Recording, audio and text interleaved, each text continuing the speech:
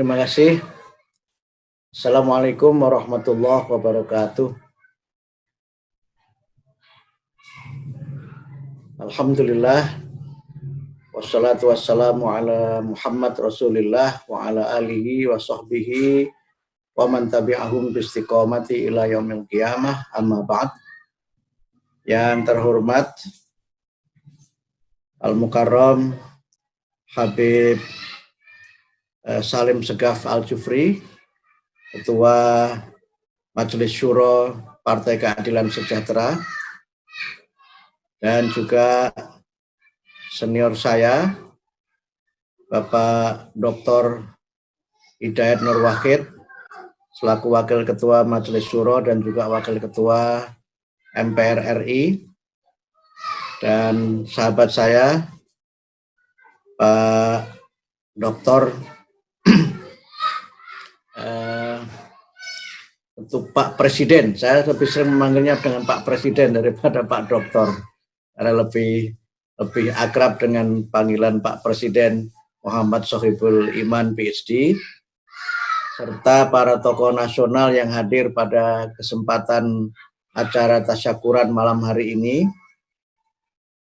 Ada bersama kita Pak Profesor Rahmat Wahab, yang akhir-akhir ini, minggu-minggu ini namanya sangat populer dengan rencana deklarasi kami. Juga sahabat saya Profesor Philip Wijaya dari Permabudi, kemudian juga Romo Siswanto, juga Pendeta Jimmy, dan tentu saja Pak Kiai Sidik, ini juga senior saya, Ketua Dewan Dakwah, dan juga Ustadz Slamet, serta Ustadz Salim Afillah, dan seluruh para jajaran DPP PKS, serta para tokoh yang mohon maaf tidak dapat saya sebutkan satu persatu. Pertama-tama, marilah kita bersyukur atas nikmat Allah yang terlimpahkan kepada kita sekalian, sehingga pada malam hari ini kita sekalian dapat bersama-sama menyelenggarakan peringatan kemerdekaan Indonesia yang ke-75 dalam keadaan sehat walafiat. Yang kedua, tentu kita perlu senantiasa bersyukur kepada Allah atas segala rahmatnya. Bangsa Indonesia dapat merayakan kemerdekaan yang ke-75. Menyambung yang disampaikan oleh Kang Presiden tadi, bahwa memperingati kemerdekaan Indonesia yang ke-75 adalah sesuatu yang tentu saja sangat istimewa bagi kita bangsa Indonesia, walaupun tentu saja dalam setiap peringatan kemerdekaan itu memang kita harus senantiasa melakukan muhasabah, melakukan refleksi, dan sekaligus juga melakukan evaluasi atas perjalanan bangsa kita sebagai bangsa yang merdeka. Tentu ada banyak catatan dan ada banyak capaian yang tentu bisa kita lihat bersama-sama sebagai sebuah catatan kolektif sebagai bangsa Indonesia. Ada memang hal-hal yang bersifat objektif yang harus kita lihat bersama sebagai sebuah capaian bagi sebuah negara yang dalam hitungan dibanding negara lain memang masih relatif muda, 75 tahun itu.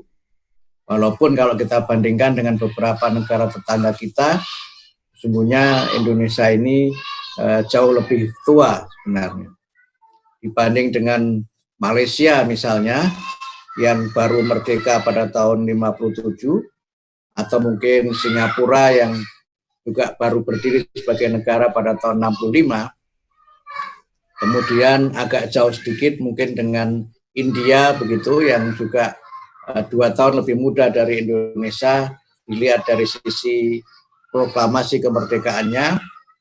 Saya kira memang kita sebagai bangsa perlu bekerja lebih giat lagi, bekerja lebih keras lagi untuk tercapainya cita-cita kemerdekaan seperti yang termaktub di dalam pembukaan Undang-Undang Dasar 45. Ini tentu sesuatu yang tidak selalu mudah, karena memang kita melihat dalam kurun waktu 75 tahun itu ada banyak sekali dinamika yang terjadi dalam kehidupan kebangsaan. Tetapi di atas semua dinamika itu, alhamdulillah kita tetap utuh sebagai suatu bangsa yang merdeka, bersatu, dan berdaulat. Walaupun mungkin kita semuanya melihat kita belum hidup dalam tatanan negara yang adil dan belum menjadi negara yang makmur. Karena itulah maka banyak sekali agenda yang tentu menjadi agenda bersama bagi bangsa ini. Bangsa ini bisa tegak berdiri karena adanya kebersamaan dan karena adanya persatuan seperti yang disampaikan oleh Presiden PKS tadi. Saya mengikuti pidato Kang Presiden tadi menunjukkan betapa nasionalisnya PKS. Karena selama ini ada beberapa kritik bahwa PKS ini dianggap sebagai partai yang nasionalisnya itu diragukan. Tapi mendengar pidato Kang Presiden Muhammad Shofiequl Iman tadi, saya kira la syakka wala roiba, tidak perlu ada keraguan, tidak perlu ada kebimbangan bahwa PKS adalah partai yang konsisten untuk tegaknya Pancasila dan Negara Kesatuan Republik Indonesia. Tadi juga disampaikan pengalaman beberapa negara. Walaupun memang dalam dinamika kita sebagai bangsa, saya sempat sekilas melihat sejarah, terutama dalam kaitannya dengan keutuhan teritorial, memang kita juga perlu senantiasa memperkuat persatuan itu. Ketika kita merdeka pada tahun 45, Irian Jaya atau Papua Barat pada waktu itu belum bersama-sama dengan kita. Mereka baru bergabung pada tahun 63 dan kemudian ada penentuan pendapat rakyat tahun 69. Kemudian peta Indonesia berubah setelah itu. Setelah tahun 75 peta Indonesia berubah lagi dengan masuknya Timur Timur menjadi provinsi yang ke-27 pada waktu itu. Tapi kemudian setelah reformasi kita kemudian kehilangan Timur Timur yang sekarang menjadi negara tersendiri bernama Timur Leste. Saya mengikuti dari jarak agak dekat bagaimana tantangan kita menjaga keutuhan wilayah dan menjaga persatuan. Sehingga kalau tadi Kang Shofiequl Iman menyebut pengalaman Yugoslavia misalnya sebagai salah satu pengalaman yang relatif mutakhir, saya kira setelah Yugoslavia ada Sudan yang juga sekarang menjadi dua. Ada Sudan Utara atau Republik Sudan dan Sudan Selatan. Saya ingat dalam sebuah pertemuan di Istanbul, seorang kawan saya, wartawan, berbicara ke saya, Mukti, kalau kamu ingin ke Darfur sekarang saja, karena mungkin dalam beberapa tahun dia akan menjadi Darfur, kata dia begitu. Dan ternyata memang Sudan akhirnya terpecah menjadi Sudan Utara atau Republik Sudan dan Sudan Selatan. Kalau kita melihat pengalaman banyak negara itu, kenapa sebuah negara kemudian pada akhirnya terpecah dan terbelah, atau sering disebut dengan breaking apart, itu memang banyak faktor. Tetapi faktor yang sangat utama adalah kegagalan negara itu di dalam menjaga dan merawat pluralitas serta menjadikan kekuatan bangsa itu berdasarkan pluralitas yang ada. Kita tahu perpecahan di Yugoslavia itu sebagian besarnya karena persoalan etnis dan etnisitas yang memang sampai sekarang menjadi sebuah catatan dalam kejahatan kemanusiaan. Kemudian kalau kita lihat Sudan, saya kira faktornya adalah agama. dan beberapa faktor lain yang berkaitan dengan kegagalan suatu negara di dalam menjamin apa yang saya sebut dengan pluralitas atau keberagaman itu. Sehingga karena itulah maka di tengah perayaan kita 75 tahun Indonesia merdeka, kekuatan kita sebagai bangsa terletak pada kemajemukan sebagai modal sosial.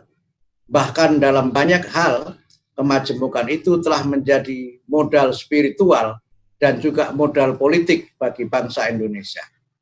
Kalau ini bisa kita perkuat, saya yakin Indonesia akan tetap bisa bersatu dan kita masih bisa menyanyikan lagu dari Sabang sampai Merauke seperti yang sering kita dengar pada peringatan 17 Agustus ini.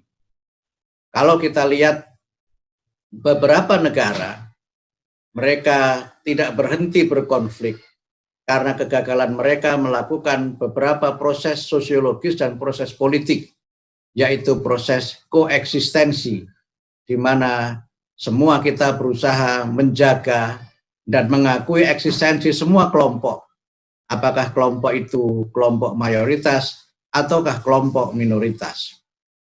Kemudian kita membangun kohabitasi, di mana kelompok-kelompok yang berbeda itu hidup berdampingan secara damai dan hidup dalam suasana toleransi yang otentik, bukan toleransi yang formalitas dan juga bukan toleransi yang seremonial belaka.